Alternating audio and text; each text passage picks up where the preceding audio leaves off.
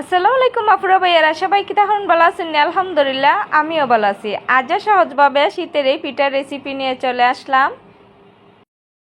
আমি আতপ চালের ভিজা গুঁড়ি নিছি, কুলা ফেতলা বসাইছি। কুলা ফেতলা গরম হয়ে গেলে এখন দিয়ে দেব গুঁড়ি। গুঁড়িটা বাজ্যা যখন পিঠাটা তৈরি করবেন তখন পিঠাটার একটা স্বাদ কিন্তু অন্যরকমভাবে পাইবেন। তো আমি গুঁড়িগুলাইন এখন বাজ্যে নিতেছি কুলার মধ্যে। মাটির কুলা ফেতলার মধ্যে গুঁড়িগুলাইন বাজলে একটা স্বাদ মিলে। তো আমি মাটির কুলা ফেতলার মধ্যে বাজ্যে নিতেছি। আগে দেখতাম মাছাচিরা এভাবে বাজ্যা গুঁড়িরে বাজ্যা পিঠা তৈরি করতা। গুঁড়িরে বাজ্যা পিঠা তৈরি করলে আসলেই আমিও ভাবি যে অন্য রকম একটা স্বাদই মিলে।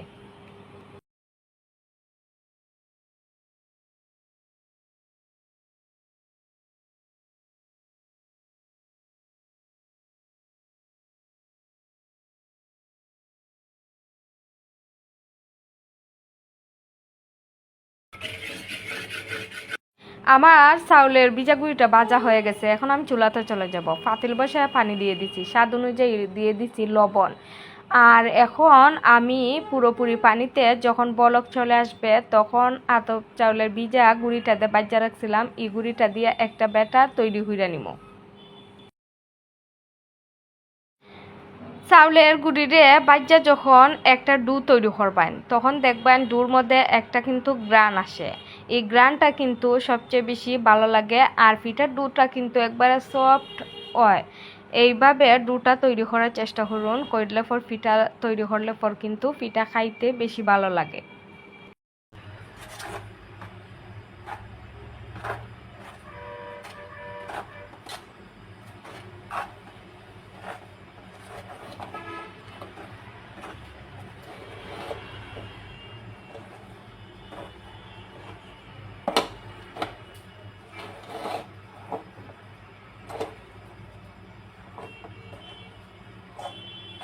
আমার ব্যাটারটা তৈরি হয়ে গেছে, এখন আমি চুলা থেকে ব্যাটারটাকে নামিয়ে একটা তালে নিয়ে নিছি। গরম অবস্থায় হাতে ঠান্ডা পানি লিখে ভালো করে ব্যাটারটা মতে নেবেন। যতটা ভালো করে ব্যাটারটা মতে নেবেন ততটা সুন্দর করে পিঠাও তৈরি করে নিতে পারবেন। ব্যাটারটা মতার কাছে হয়েছে সব কিছু।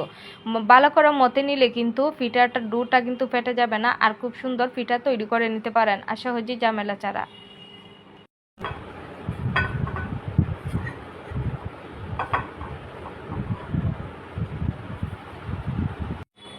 যারা কেউ কোনোদিন পিঠা তৈরি করেন নাই তারাও কিন্তু এত সহজে কদম ফুল পিঠাটা তৈরি করে নিতে পারেন। এভাবে একটা নেটের ব্যাগ নিয়ে নেটের ব্যাগে অবশ্যই তেল মাখিয়ে নেবেন আর গুল ডুটা তৈরি করে নেবেন। নিয়ে এভাবে চাপ দিলেই কিন্তু কদম ফুল পিঠা তৈরি হয়ে যাবে। আসলে এতটা সহজে কখনো পিঠা খেয়েছেন না, খেলে একবার হলো বাসাতে ট্রাই করবেন, একেবারে বোঝা যাবে জীবন্ত কদম ফুল পিঠা।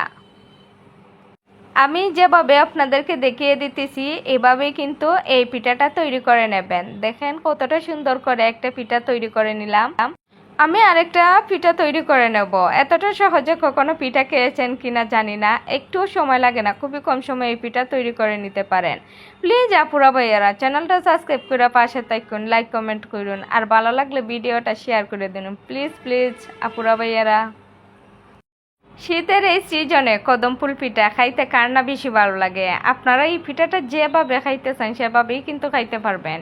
অনেক ভালো লাগে এই পিঠাটা। একবার হল বাসাতে আপুরা ভাইয়ারা ট্রাই করবেন, খুবই কম সময় লাগে, সহজেই তৈরি করে নিতে পারেন, আর অল্প উপকরণ দিয়ে এই পিঠাটা তৈরি করা যায়।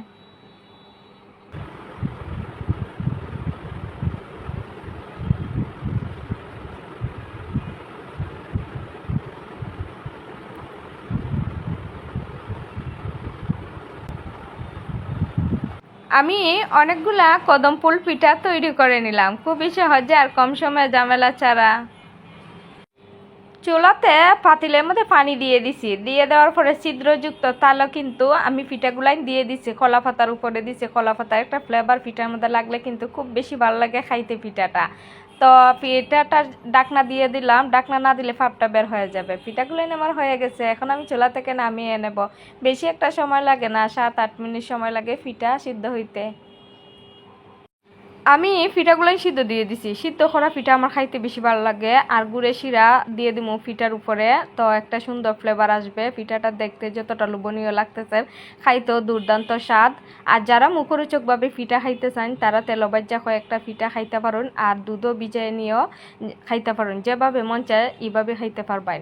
আসসালামু আলাইকুম, সবাই ভালো থাকবেন। সহজ রেসিপি নিয়ে চলে আসবো আপনাদের মাঝে। সবাই ভালো থাকবেন, সুস্থ থাকবেন। সবার জন্য ভালোবাসা ও দোয়া রইল। আল্লাহ হাফেজ।